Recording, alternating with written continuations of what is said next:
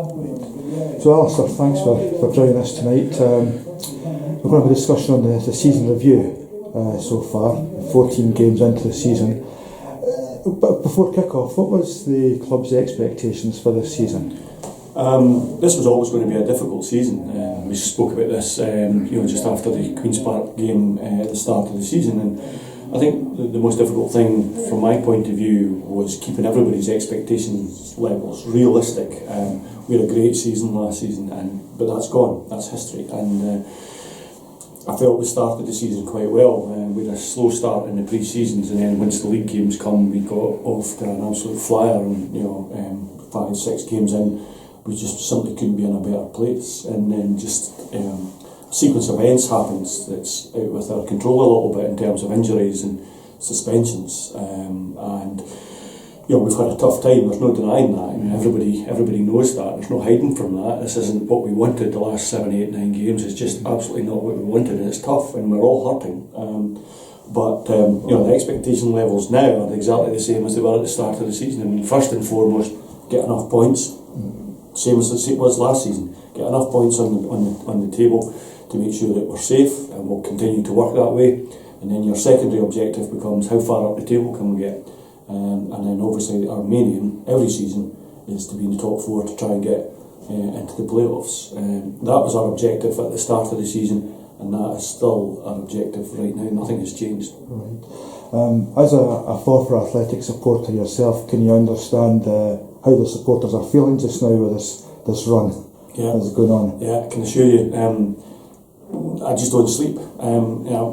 It's not something I'm saying lightly. I have to be honest and say to people that I just don't sleep when we're not winning. It's the worst feeling in the world. I'm a horrendous loser. I take it so personally. I feel like it's my responsibility. It hurts. But once I get back in amongst the guys and speak to the manager and speak to the players and stuff, suddenly you've got this togetherness, and there's still an amazing spirit here. I mean, even tonight here at the under-20s game, there's first team players finished their training and they're standing watching the under-20s playing, and the banter is tremendous, and there's a great spirit, and I accept it's not what we want. It's absolutely not what we want, but we've no divine right to win football games, and we've got to earn that right, and that's what we're desperately trying to do just now, and we're working as hard. We're leaving no stone unturned. Believe you me, we're working out harder than we've ever worked before. No, you're not interested in any other club. It's interesting when we look at the division though, that the 3 teams that were in the playoffs filled the bottom 4 positions in the league. Mm-hmm. Is there any sort of hangover? No. You could break it down. I mean, I'm not going to get involved in other clubs. That's absolutely nothing to do with me. But each of these clubs have had circumstances, and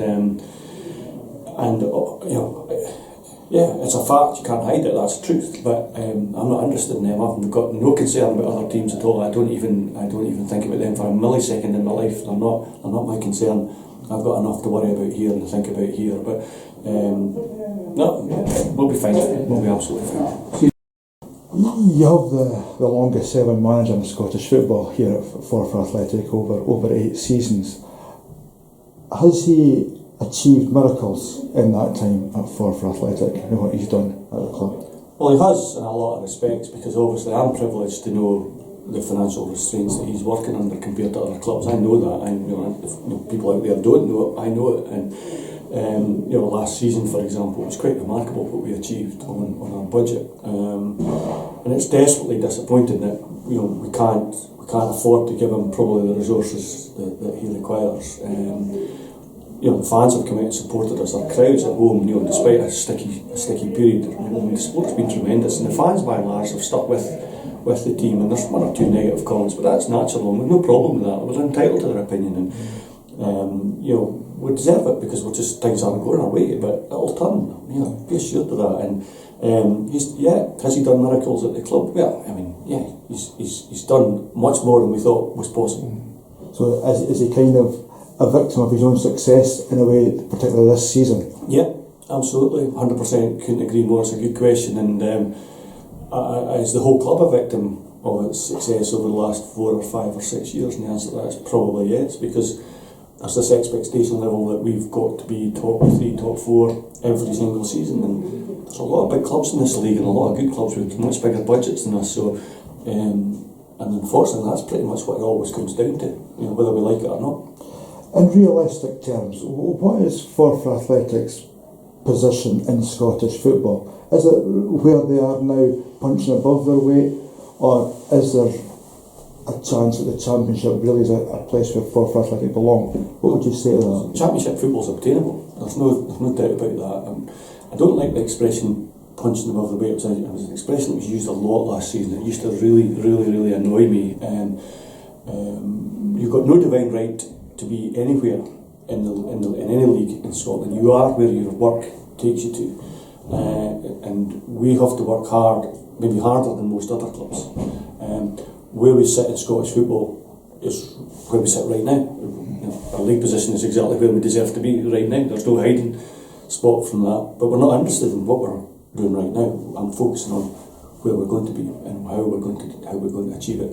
That's what we've got to do as a club. We've got to focus on the next game. And once I woke up on Sunday morning and recover from Saturday, all I know is just start thinking about next Saturday and the games. The games just can't come quick enough. Let's just get down to Stranraer and see what happens. So if you were to just say a final message to the Forfar Athletic supporters in this part of our discussion, what would that be? Just keep calm. It's a bad time we've gone through, but look at the injuries and look at the suspensions we have. And you take these 6 or 7 players out of every one of the teams in our league, and I think they all would struggle. They would all struggle. But you can see it on Saturday. We start to get Mark Baxter's back, and Derek's back, and we'll get Tom O'Brien will be back on Saturday, and Michael Travis is not far away, and Michael Dunlop is not far away, and the lone players are starting to settle down. Just keep calm. It's only November. And just finally, how pleasing is it to have managed to obtain the services of Scott Martin for that extended period? Just great. I saw your interview with him after the Dunfermline game. The guy's loving it here. All the lone players have settled in really well. We're delighted to have got that deal done today. He's got a bright future, there's no doubt about it. All the lone players have done very well for us this season, and they've all got a good future in the game, and I'm just delighted that we've got him signed up. Okay, well, thanks for your time tonight, Alastair. You're welcome. Thank you.